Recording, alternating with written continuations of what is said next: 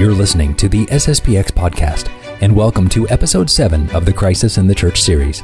We're speaking with Father Jonathan Loop about Americanism, which is closely tied to our last set of episodes on liberalism. We'll start by looking at the history and the challenges that faced the Catholic Church in the early years of our country. Also, we'll ask why Americanism is actually an error, and whether or not an American can be both a patriot and a good Catholic. Father Loop is the principal of Immaculate Conception Academy in Post Falls, Idaho, and has a unique perspective, having studied American history and having been a convert from Anglicanism. One note about the audio: as we said, Father is the principal of a school, so you will be hearing children in the background, which is a good thing. If you'd like to learn more about this series we're doing on the crisis in the church, or go back and revisit our previous 6 episodes, or if you want to support this project, please visit sspxpodcast.com. Now, here's Father Loop. Welcome back to the SSPX podcast, and we are joined for the first time in this series, and I believe on the first time on this podcast as well, by Father Jonathan Loop, who's the principal of Immaculate Conception Academy up in Post Falls, Idaho. Welcome, Father. How are you? I'm doing very well. Thank you for having me. Absolutely. Thank you for joining us. And for those people who may not know who you are, who may not live in Post Falls or been in a place where you've been stationed, could you start out with a little introduction about you? And I always ask all the priests this: who is Father Loop? Thank you. No, I'd be glad to. So just very briefly, I am a convert. I grew up a Protestant, in fact, an Episcopalian or an Anglican, for those who may not be familiar with that term. Converted while I was at college at the University of Dallas, and about halfway through my time there, before then going on to St. Thomas Aquinas Seminary. Did my studies there. Was ordained in 2011, so right around the time of Father Reuter and Father McFarland. And then I was stationed for the first 5 years of my priesthood in Veneta, Oregon, and took care of a mission chapel in Portland before the city went utterly insane.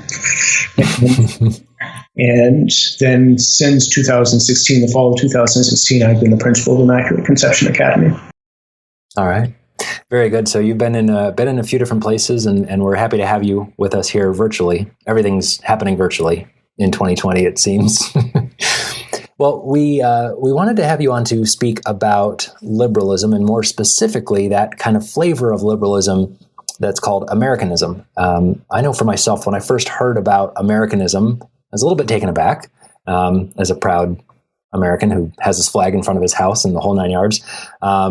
And I guess we should start there, Father. Americanism, is that saying that we shouldn't be patriotic, or is it saying that there are some dangers in being a patriotic American? Where do we land on that, Father? No, that's a very excellent question, and certainly can lend itself to that misunderstanding, since it's very closely tied with the name of our nation.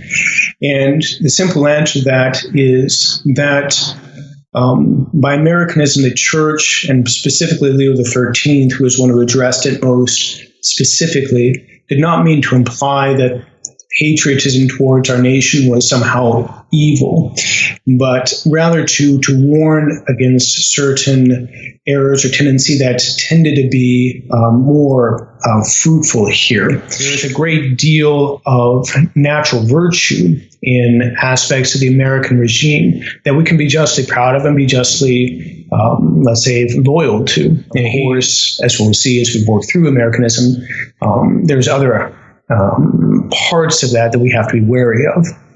Okay.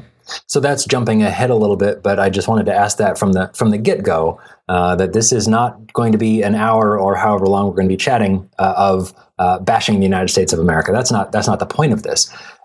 So I guess we can start with the beginning, which is a good place to start, and that is the founding of America, and this theory of Americanism starts there, right? Correct. Yeah, and I think it is an excellent place to begin our consideration of this, because, of course, the idea of Americanism is tied to the political situation in America, both in itself and then also on its impact on the church as it developed here in the United States. Obviously, America was colonized mainly by Englishmen, and Englishmen who came after the Protestant rebellion, Reformation, however you wish to term it, especially in England. So that's one side of the question. The other important thing to consider is, as we look at this context in which Americanism will grow, we may say is the philosophic underpinnings of the American Revolution, which is important to understand clearly because it's rather distinct from some of the continental revolutions against the church, and that will play a part in at least the mind of some of the Americanists later on. So unlike, say, the French Revolution, which really was based and developed off the thought of men like Jean-Jacques Rousseau, the American Revolution took its intellectual bearings from particularly writers in the English tradition, and foremost amongst them John Locke. But he, more than anyone else, really formed the mind and the perspective of the overarching elite in the America in the 1750s, 60s, and 70s, and was the one who gave that philosophical argument for what they did. And that's going to play into some of the formation of the mind of some of the men we're going to look at today and some of their thought. And he could basically be said to be effectively a naturalist, and perhaps if you want to consider what Father Reuter was discussing on his overarching description of what liberalism is, he might fall into, let's say, the second category of naturalist, one who would still recognize that there's a principle above human beings and which gives order to the reality as we know it, but which does not necessarily play a large part in providence. In other words, guiding human affairs. And certainly, although he took Christianity very seriously, it would not be in any orthodox sense. And broadly, his political program, which is important for the Americans, could be summed up as an effort to, I would say, base politics as much as possible merely on what unassisted human reason could discern about the nature of man and what that would suggest about a just political order. And part of the reason that he did that was to try to diminish, certainly, the influence of religious men in politics. I think that's very clear. And his first target would have been maybe it's helpful to understand the context he's writing in.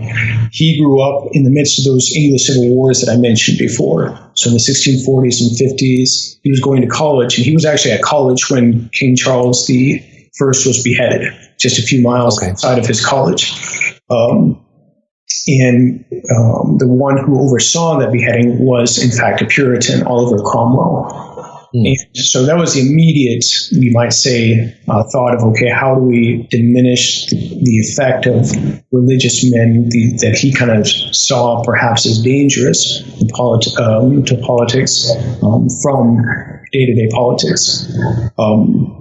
What we can say there is that plays out in a series of writings that he does that will become the you might say the intellectual food of a lot of American colonists, such as the first and second treatises, which really lay out the foundations of politics apart from Revelation, as well as a letter concerning toleration, which has a huge impact in shaping the understanding of how church and state should be related.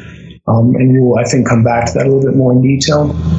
And then also his reasonableness of Christianity, which is an effort to really downplay more than anything else the divinity of our Lord Jesus Christ.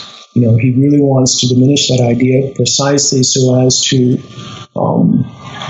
mitigate, again, that claim of men to guide politics and revelation. Ultimately, we would say under the banner of Christ the King. He goes on to state that that political authority is limited to a set of goals that are established by the natural law. Unlike someone like Kant, unlike someone like Rousseau, he's going to say that the natural order provides a guide for human life.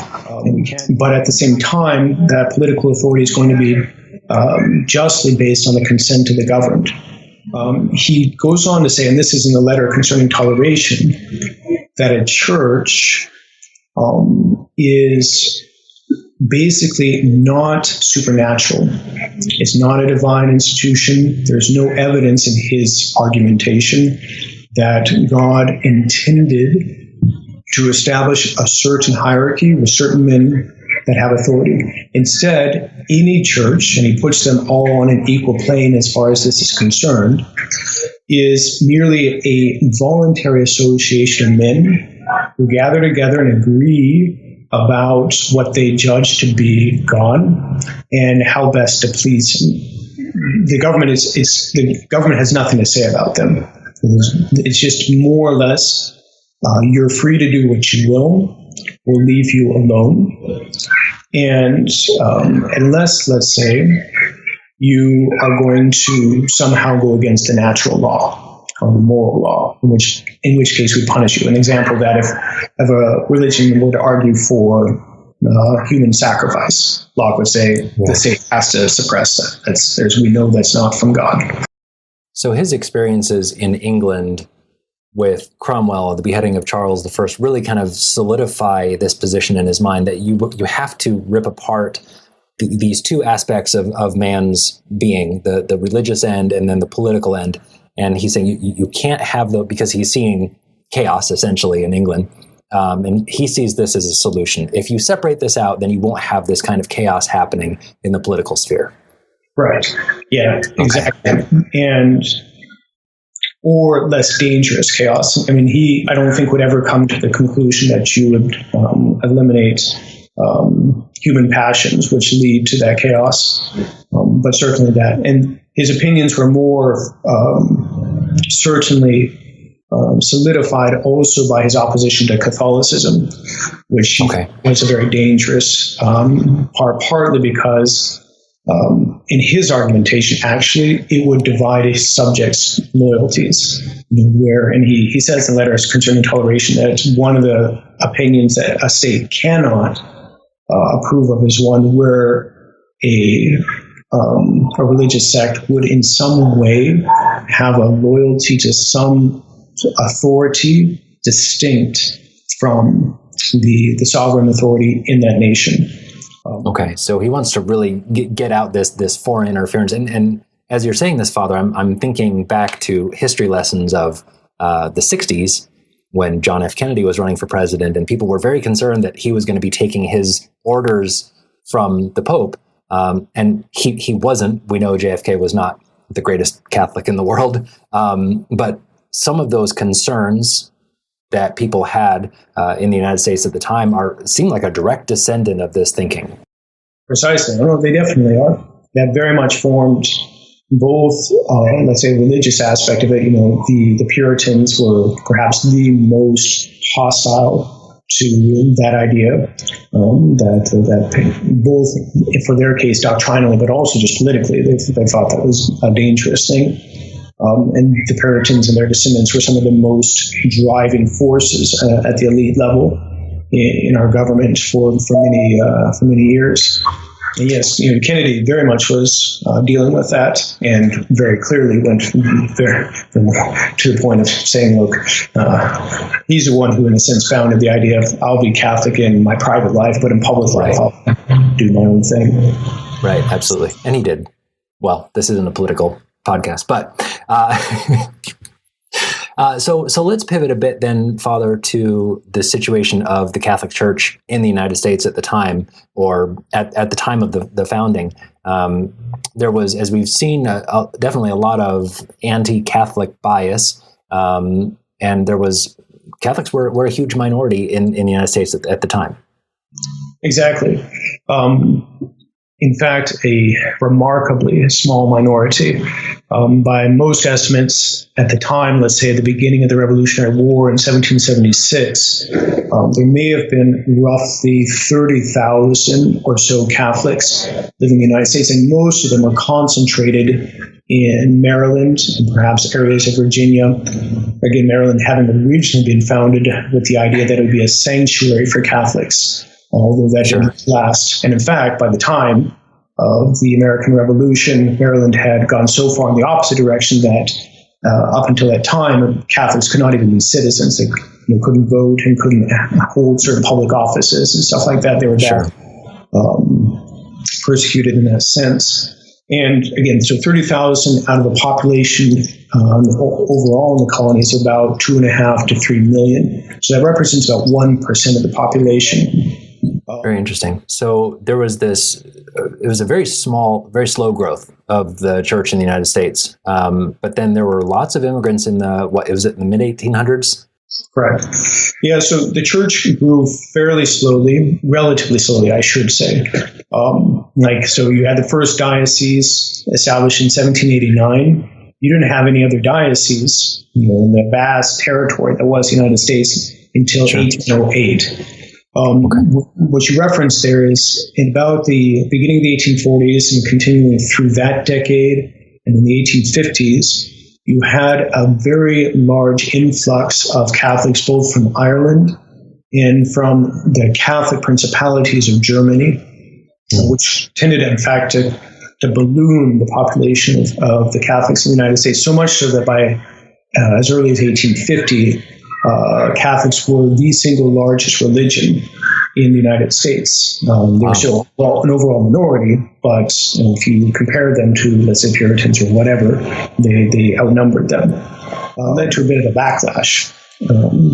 So you had the growth in that time period, that decade, of a number of nativist parties, the most famous of which is the Know Nothings, which were very intent on trying to staunch the immigration of Catholics, and even went so far in certain instances to want to deprive them of civil rights. So that anti-Catholic bias was there and still existed, and it's interesting because I was reading something recently about the United States Constitution, and it said there's no religious test to vote or to do anything or to hold public office in the federal Constitution, but the states could hold various laws prohibiting someone to hold public office in the state, and that was existing for quite a while. It was only fairly recently, in the grand scheme of things, that was no longer the case. Right. Yeah, it gradually disappeared, but for sure, it was a number of states relatively soon after the Revolutionary War, after that period following it, tended to ease those things out. But you still had, even for the first few decades, not only what you just mentioned, but also very explicit political support for Protestant religions, like the state constitution of Massachusetts up until the 1820s, basically promoted congregationalism or Puritanism through schools, through providing funds for public ministers in every town. They're pretty explicit about that. And indeed, part of the reason that the Catholic school system developed in the United States was because the public schools at that time made a point of teaching Protestant theology, or teaching the Bible from a Protestant understanding. It was to prevent Catholic children from having to be exposed to that in those public schools that they really invested in the parochial system. Now, as time went on, you had a second large wave of growth of Catholics in the 1880s and 90s, this time more from Italians. That's when you really have the Italians coming in large numbers, as well as Poles and Eastern Europeans. And again, the growth at this point is becoming rather dramatic, so much so that, like I mentioned a few minutes ago, the first bishop was established in 1789. That was John Carroll. A century later, 1889, right when you have that beginning of the influx of these other Catholics, at that point, and again, I'll just kind of give some perspective here. the population of the United States as a whole had grown to roughly 65 million people, which is about 20 times the population when beginning the Civil War. So it's really prolific growth, in fact. Now, the Catholics had, again, as we saw, had about 30,000 people in the United States. By 1889, that had grown to 10 million people. Which means that while the overall population of the United States had grown 20 times, the population of Catholics had grown over 300 times. And there was one bishopric in 1789. The next episcopal sees were not founded, as I mentioned, until 1808, 19 years later. You had New York City, Boston, Philadelphia, and Bardstown. By 1889, you had 77 dioceses. Actually, I forget how many archdioceses, but again, that's 77 new dioceses formed in the space of 100 years. You'd see the same rate of growth, over the next 100 years. You'd have almost 4,000 dioceses, in the United States. Wow. It's clearly not there. Right now, there's about 200 dioceses in the United States, but you can see the dramatic growth and the tension that's going to be putting on the country because of the historical animosity, intellectually, religiously, and then just the general the difficulties of assimilating new people. That's going to raise a ton of questions, which is really kind of the backdrop of the Americanist crisis, in a sense, that comes up. So where do we go next? We've kind of seen the background, we've seen the backdrop, and this explosion of growth. But then in our study of Americanism, what's the next stopping point, Father? What I think would be good, perhaps, then, is to begin by considering a few of the more prominent of those who can be said to exhibit elements of this Americanist, in the bad sense of the term, way of thinking. Then we'll come through as we go through systematically what that means and see what they have to say about certain of what we can call Americanist teachings that someone as Leo XIII really articulates. The first of which I think is worthy of consideration is John Carroll, we mentioned before. He was the first bishop of the United States. He originally was a Jesuit, and he was a missionary here for many years, although he studied in England, in the sense that he argued on behalf of an election by the clergy that were in America of who would become the bishop, and then have that ratified by Rome. So partly he did that so as to diminish any misgivings that Americans would have. So there's an element of a prudential consideration there. But at the same time, there's, I think, also a leaning towards this openness, although he would certainly not go too far in that direction. He had to fight what was called trusteeism in the United States, which was specifically the idea that local congregations would elect their own priests, and bishops just had to accept that. In fact, he ended up excommunicating a few priests who were elected by a parish in Philadelphia and who wouldn't relinquish the parish when he told them they had to go. And so he didn't go too far in that direction, but at the same time, there's a certain sympathy with it. Another prominent bishop is going to be John England, who was an Irishman in the 1830s. Let's say a strong proponent, as we'll see, of this idea of the separation of church and state, saying that that's a better arrangement for the church herself in America than what you find with the union of church and state in the Old World. Two other bishops who lived about the same time, now close to the 1880s and 90s. The first of whom is John Ireland, who was a bishop in Minneapolis, St. Paul. For anyone of our listeners who's been to Minneapolis, St. Paul, and sees that glorious basilica, he's the one who made it happen. He was a very active man and very driven, for sure. And he, in a sense, might be said to be the most, amongst bishops at least, most articulate in arguing on behalf of elements of Americanism. I was reading several of his speeches that he gave, and he's a very fiery personality, certainly, and very articulate. And while on the one hand he says certain things that are, I would say, quite balanced, you can definitely see some unbalanced admiration of the American system. And then last amongst bishops is Cardinal Gibbons, James Cardinal Gibbons, who was the Bishop of Baltimore, which is the primatial see of the United States, and who himself was very, very friendly. He was very influential and knew many presidents during his time in Baltimore, and was a strong proponent of Americanism. There's two priests now that I think would be good to know about. The first of whom is Father Isaac Hecker, who's an interesting person. He's the son of Prussian immigrants, so East German. And he grew up effectively without true religious guidance of one kind or another.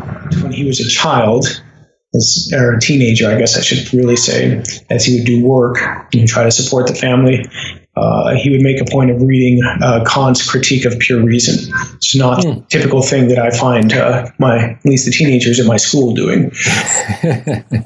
And so he's surrounded by not only the growing influx of Irish Catholics at that time, but also, that's the time where you have this ferment intellectually as well with the schools such as Transcendentalists and stuff like that. Those who are those men like Henry David Thoreau, Ralph Waldo Emerson, Louisa May Alcott and her family, who emphasize these experiences and coming into kind of a personal contact with reality. He hung around with them right before he converted. He spent some time at a utopian farm, apparently, in Brooks, Massachusetts. Very interesting. But he ended up converting, studied for a very short time, actually, in England, and was ordained a mere 4 or 5 years after his conversion. He was with Redemptorists for a short time before being expelled from the order. And that happened while he was at Rome. He went to Rome to talk to the superiors of the order, and it did not go well, and he was expelled.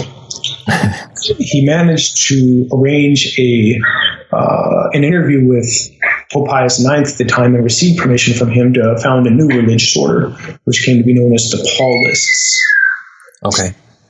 The ideas behind it, in part, was to try to update the methods of apologetics and evangelization so as to be more suited to trying to appeal to the to the Protestants in America, effectively. And he, in particular, was right at the heart of the Americanist controversy in the encyclical Testem Benevolentiae by Leo XIII. He's mentioned by name, partly because of the controversy that erupted, actually, especially in France, after his death, in which the Pope judged that he was obliged to deal with, effectively. Wow. Definitely a controversial figure, and I would say, Father, that's probably not something that you would want to aspire to be named by name in an encyclical. Probably not a good look. Yeah, generally that's not the ambition of priests. So, and we'll come back to that a little bit with him. The last priest I think is worthy of mention as Americanist actually came a little bit after the kind of the tumultuous decade of 1890s and 1900s, where that came to a head with the encyclical of Testem Benevolentiae, but who at the same time was very much of the mind that the American model of separation of church and state, that political condition, was the ideal and was the best suited for the church, especially in modern times. And that's Father John Courtney Murray, who was a Jesuit, ordained in Rome in 1937, and who taught for a number of years at Jesuit House of Formation in Woodstock, New York.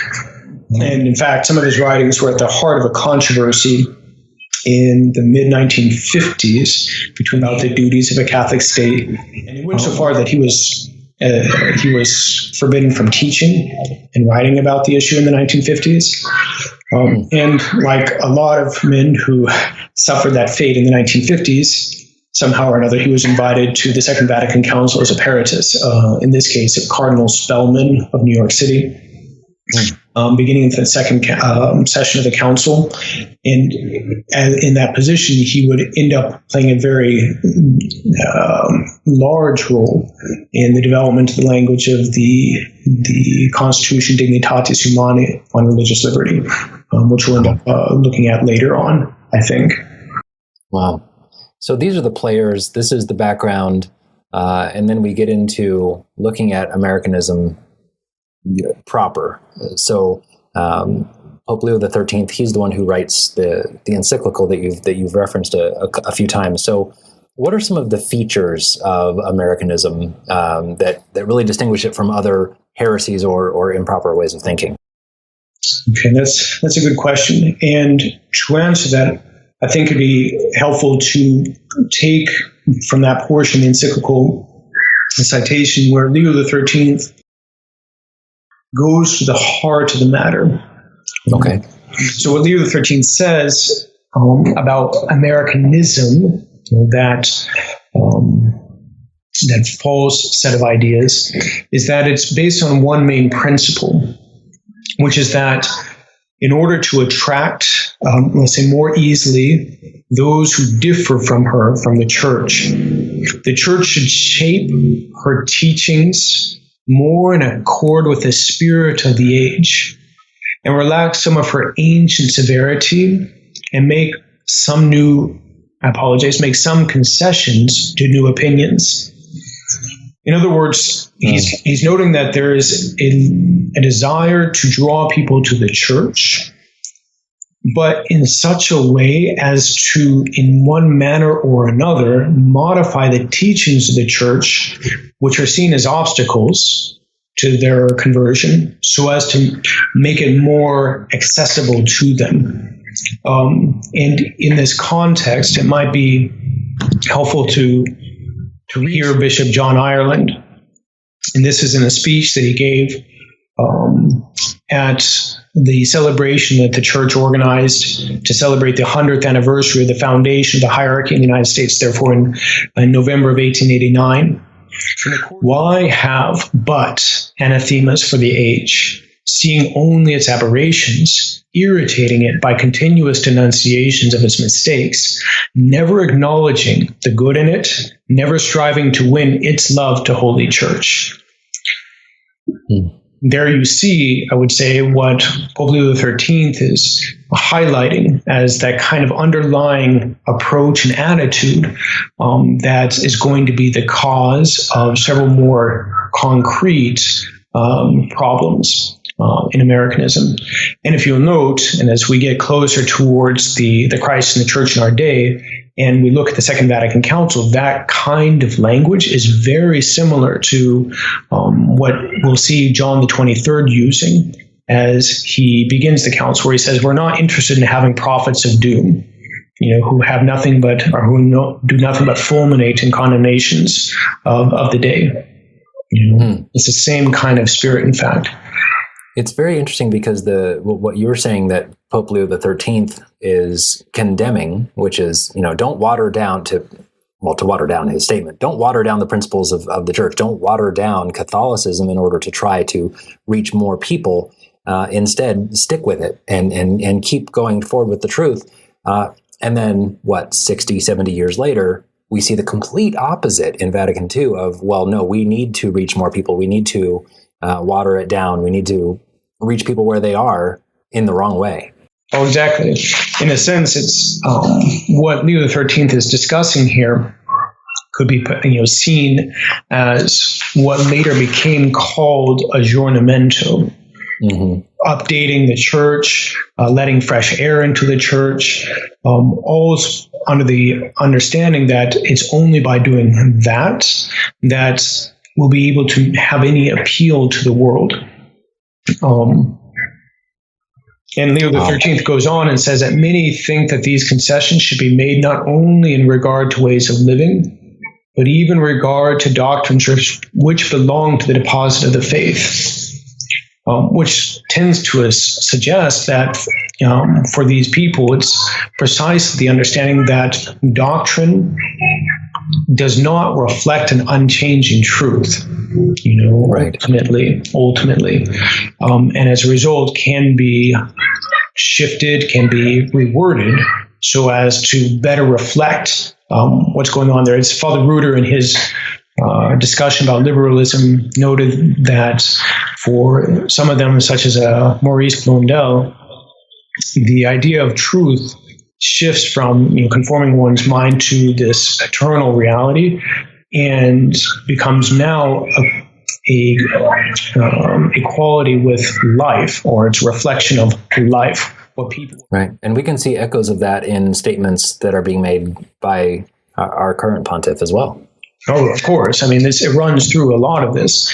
For example, just 2 days ago now, as when we're recording this, it came out, or the documentary came out. It says that we need to accommodate the law of states to include civil unions for homosexuals, because the attitude of the church in that regard, because they're living the situation. And the same thing can be true of Amoris Laetitia that Father McFarland mentioned in the when we were just talking about the crisis as such. Right. We have to adapt our teaching so that we can appeal to men instead of appealing to men to work a little bit harder and do what is correct. Mm-hmm. Yes, for sure. So as I mentioned, that overall principle would, especially in the American context, translate into certain religious aberrations that the Pope noted represented departures from the true faith, ultimately. From the point of view of Leo the 13th, Americanism fundamentally is this desire to change the church, change what she's taught, how she's presented herself on certain fundamental levels in order to better accommodate themselves or the church to the spirit of the age. And again, as we've seen, that attitude, that spirit is going to certainly find an echo in modernism. It's going to influence the minds of men who want, especially as we draw near to the Second Vatican Council, to update the church. And from that point of view, although I think, as we'll see, there's some very concrete manifestations of that principle in the American context, and which will have echoes as well in the world and in the church. But it's something that is not limited to America. It's not something that solely arose in this nation.